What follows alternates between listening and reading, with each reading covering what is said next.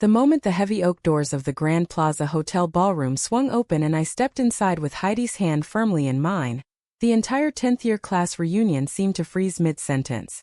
Champagne flutes paused halfway to lips, laughter died in throats, and every head turned as if someone had hit pause on the whole glittering scene in downtown Chicago. I felt Heidi's fingers tighten around mine, warm and steady, but I knew she was trembling inside the same way I was.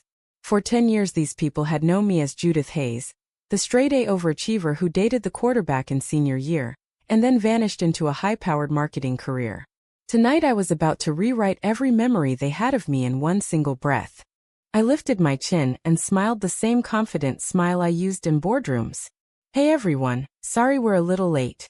Traffic on Lakeshore was brutal." My voice sounded normal, but inside my chest my heart hammered like it wanted out. Heidi leaned in just enough for her shoulder to brush mine, her blonde waves catching the chandelier light. She wore the simple black dress we'd picked out together last weekend. The one that made her look like she belonged on a magazine cover, not in the middle of a social explosion. Sarah, my former best friend, was the first to recover.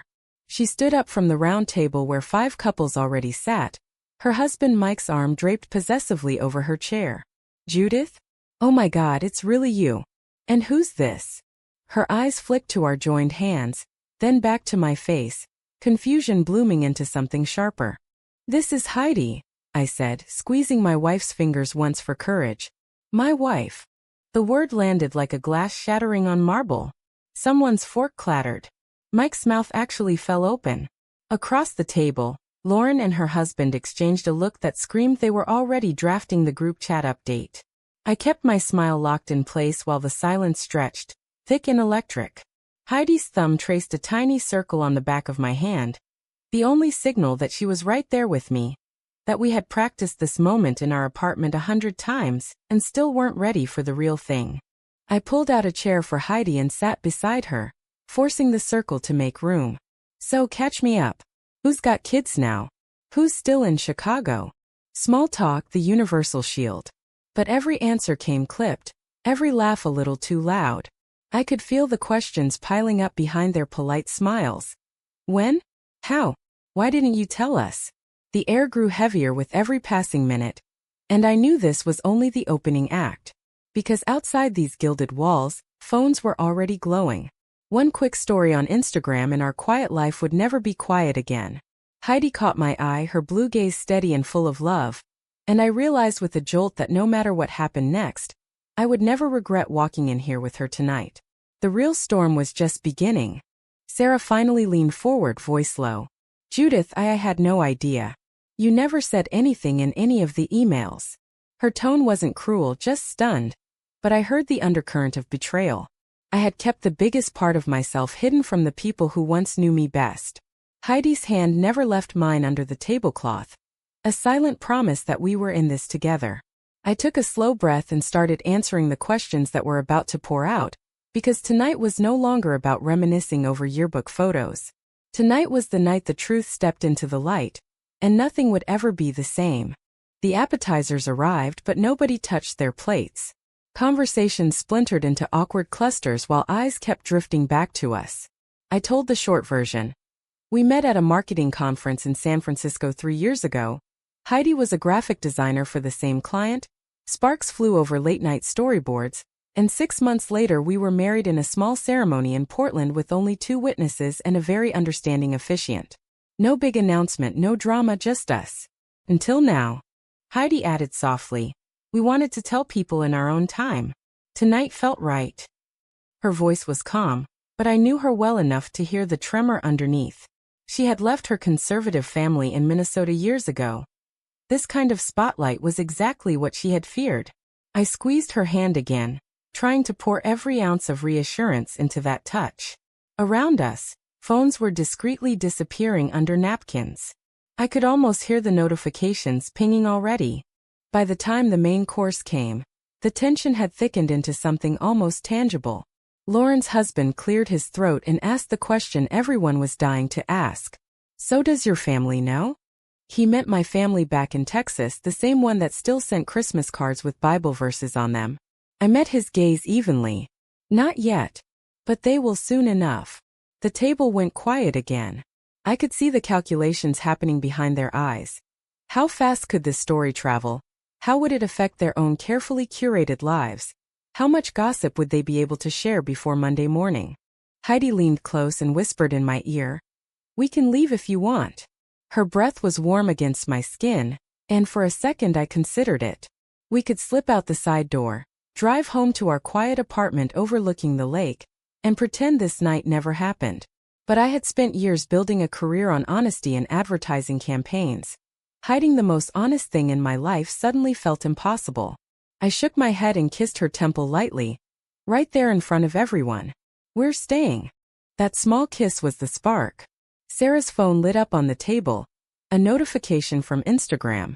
She glanced at it, then at us, and the look on her face told me everything. The post was already live. Someone had snapped a picture of our joined hands and tagged half the reunion group. The caption was innocent enough. 10-year reunion vibes with a surprise twist. But the comments were already exploding. I felt the first cold wave of dread roll through my stomach. Heidi saw it too. Her free hand found my knee under the table and held on tight. We finished the meal in a haze of forced laughter and careful small talk, but the damage was done. As we stood to leave, Sarah hugged me a little too hard and whispered, "Call me tomorrow, okay? This is going to blow up." I nodded, but I already knew tomorrow would be too late.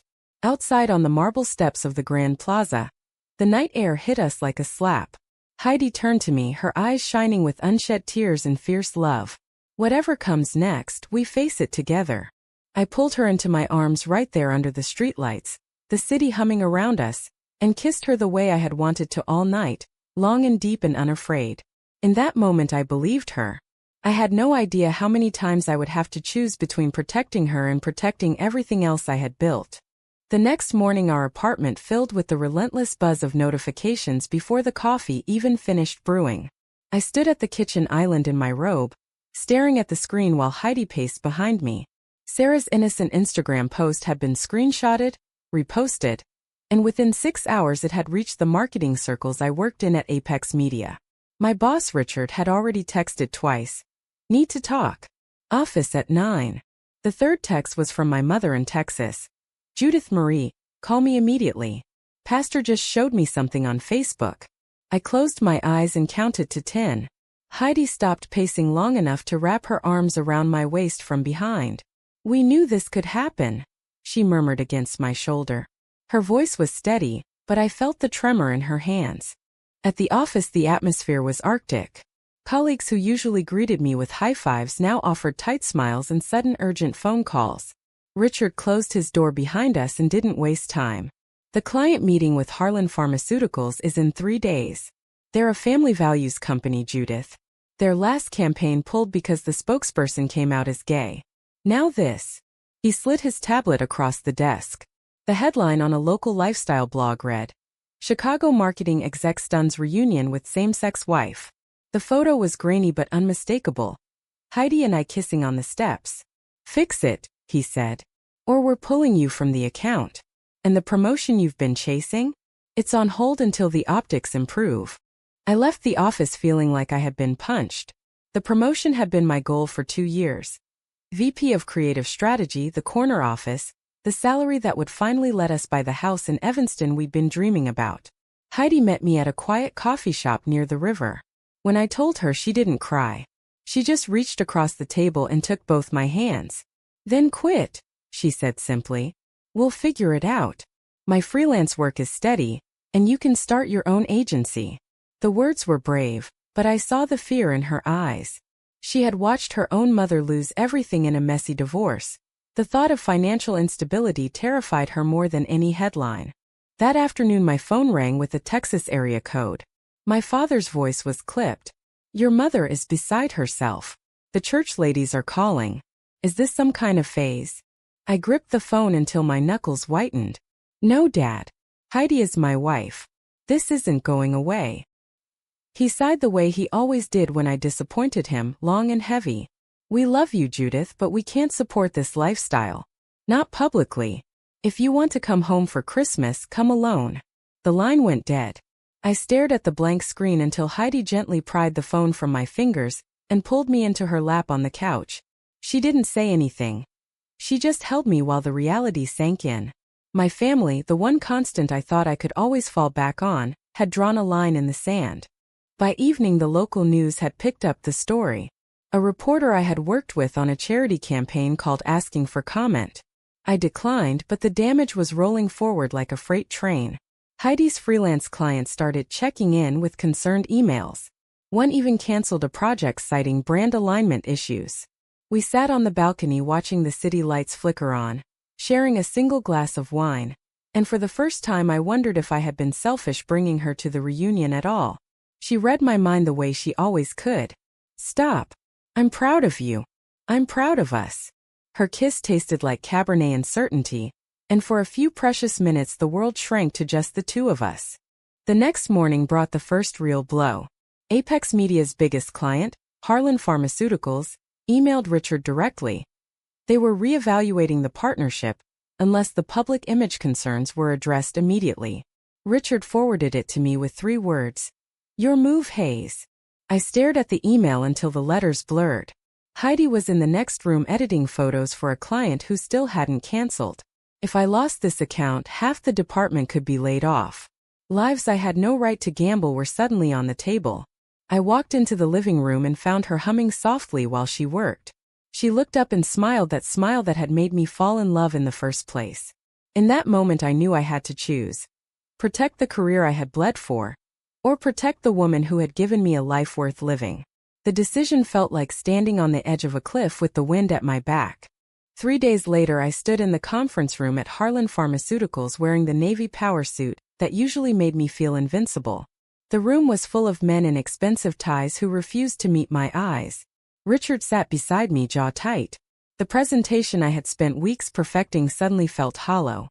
Halfway through the Q&A, their lead counsel slid a printed copy of the reunion photo across the table. "Ms. Hayes, our brand is built on traditional family values. How do you propose we move forward with this situation?" The word situation landed like a slap. I felt heat crawl up my neck, but I kept my voice level. My personal life has zero impact on the quality of work Apex delivers. If you're looking for an excuse to walk away, at least be honest about it. The meeting ended without a signature. Richard didn't speak to me the entire elevator ride down. When the doors opened, he finally turned. "Take the rest of the week. Figure out what you're willing to lose." The doors closed before I could answer. I drove home in a fog, the city blurring past the windshield. Heidi met me at the door with open arms. She had made my favorite pasta and opened the good bottle of wine we'd been saving for our anniversary. We ate in silence until she finally asked, "How bad?" "Bad enough that I might not have a job by Monday." The words tasted like ash. She set her fork down and came around the table to straddle my lap, framing my face with her hands. "Then we sell the fancy coffee maker and eat ramen for a while. I married you, not your title." Her kiss was fierce and grounding, but later that night when she fell asleep against my chest, I lay awake staring at the ceiling. The promotion, the house, the respect I had clawed for, all of it balanced on the edge of one decision. Stay quiet and let the rumor mill die, or fight publicly and risk everything. The next morning the universe made the choice for me. My mother called at 7 a.m. "The church is holding a special prayer meeting for you tonight. They want you to come home and talk to Pastor Reynolds. He says this is a test from God." I hung up without answering. Heidi found me in the kitchen gripping the counter so hard my knuckles were white. She didn't ask questions. She just started packing an overnight bag. "We're driving to my sister's in Milwaukee for the weekend. No phones, no news, just us." I almost said yes. Then my work email pinged. "Richard, Harlan wants a public statement by Monday, or they're pulling the $4.2 million account. Your call." I looked at Heidi, her eyes full of love and fear, and something inside me snapped into place. "I'm not running." She nodded once, then pulled me into a hug that felt like armor. That afternoon I sat down at my laptop and drafted the statement I knew would change everything. When I read it aloud to her that night, her eyes filled with tears, but she smiled. "Then we fight together." The statement went live on Apex's corporate blog at 9 a.m. Monday. "I am proud to be married to the woman I love. My personal life does not affect my professional integrity." Within an hour it was everywhere. By noon the local news vans were parked outside our building. Heidi stood beside me on the balcony watching them, her hand in mine. "Whatever happens," she said, "I've got you." I believed her. I just didn't know how many more times I would have to prove I had her too. The first lawsuit notice arrived by courier on Tuesday. The driver who rear-ended me in the rain last week had seen the news. His attorney claimed emotional distress, caused by my distracted driving due to personal scandal, and was asking for $250,000. I stared at the papers on the kitchen table while Heidi read over my shoulder. "This is insane," she whispered. "You were barely moving. But the timing was perfect for them. My name was already trending. Any jury in Chicago would remember the headlines." I called the company lawyer, who sighed so deeply I could feel it through the phone. "Judith, this is exactly the kind of distraction Apex doesn't need right now. Settle quietly." Heidi refused to let me consider it. "If you settle, it looks like an admission. We fight." So we fought. Depositions, document requests, media camped outside the courthouse steps. Every morning I left the apartment in sunglasses and a baseball cap, feeling like a criminal in my own city. At work the tension was unbearable. 2 junior creatives asked to be moved to other teams, for personal reasons. Richard stopped copying me on major emails. The Harlan account officially walked, taking 3 other clients with them. My promotion was now officially under review. The worst night came when Heidi's mother called from Minnesota. I heard the conversation through the thin wall. "Honey, your father saw the news. He's worried about your safety. Maybe you should come home for a while alone, just until things calm down." Heidi's voice cracked but stayed firm. "Mom, Judith is my home. If you can't accept that, I understand. But I won't leave her." When she hung up, she crawled into bed beside me and cried for the first time since the reunion.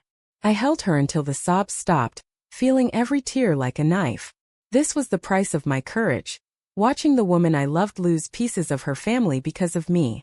The accident lawsuit dragged on. The other driver's attorney leaked photos of the damage to the press, spinning the narrative that my lifestyle had made me reckless. Comments online turned vicious. I stopped reading them after the 3rd death threat. Heidi started sleeping with her phone under her pillow in case I needed her in the middle of the night. We barely touched anymore. Every kiss felt stolen, every conversation laced with exhaustion. One night I found her in the bathroom staring at the pregnancy test we had bought on a whim months ago, still negative. She didn't say anything, but the look in her eyes broke something inside me. I had brought her into this storm, and now our future was disappearing one headline at a time. The breaking point came on a rainy Thursday in court. The judge dismissed the emotional distress claim but left the door open for a negligence suit. Outside on the courthouse steps, the media swarm was bigger than ever. Microphones thrust forward, cameras flashing. A reporter shouted, "Judith, will you resign to save your company?" I froze. Heidi's hand found mine in the chaos. I looked at her, really looked, and saw the woman who had given up her safe, quiet life for me. In that moment the choice crystallized. I stepped up to the microphones. I will not resign. I will not apologize for loving my wife. If Apex wants to fire me for being honest, that's their decision. But I won't hide anymore. The words left my mouth and the world exploded. Heidi pulled me through the crowd, her arm around my waist like a shield. We drove home in silence, the rain drumming on the roof. When we walked through the door, she turned to me, eyes blazing. "You just blew up your career for me." I nodded. "I'd do it again." Richard called at 6 p.m. "Effective immediately, you're on administrative leave. The board is reviewing your contract." I hung up and looked at Heidi. "Well, I guess we're unemployed." She laughed through tears and tackled me onto the couch. For the first time in weeks we made love without the shadow of tomorrow hanging over us, slow and desperate and real. Afterward she traced patterns on my chest and whispered, "We'll start over. Together. No more secrets." The next morning my phone rang with an unexpected number. It was the founder of a small progressive agency in Evanston who had seen the press conference. "We need someone who isn't afraid to be authentic." Interested. The salary was less, the title smaller, but the offer came with full support for family values that actually included us. I accepted on the spot. Heidi found a full-time design position at the same agency 2 days later. It felt like the universe had finally exhaled. But the real test was still coming. My parents flew in unannounced the following weekend. My mother hugged me stiffly at the airport while my father shook Heidi's hand like it might burn him. Over dinner in our tiny new apartment they listened while I explained everything. How I had fallen in love, how hiding had almost destroyed us, how I would never hide again. My mother cried. My father stared at his plate for a long time. Finally he looked up. We don't understand. But you're our daughter. We'll try.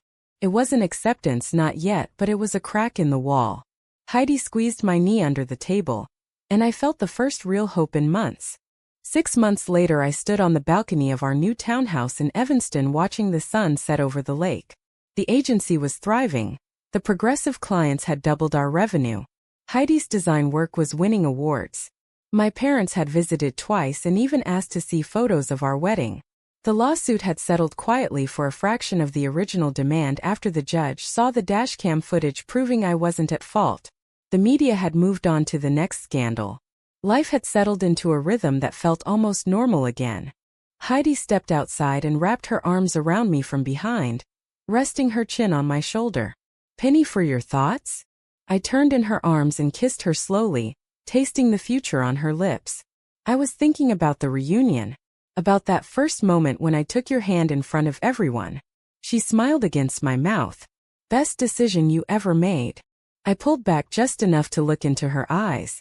Was it? We lost clients, almost lost my family, nearly lost each other in the process. Was the truth worth everything we went through? She didn't answer right away. Instead she took my hand and placed it over her heart, the same way she had the night we got married. Every single second.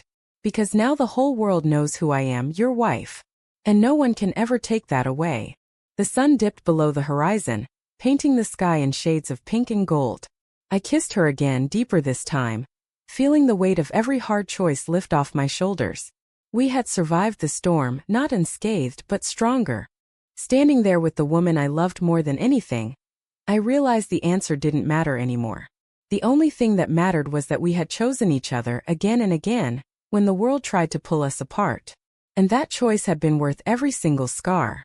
Was choosing love over silence the right decision, or should I have stayed quiet to protect the life we had built?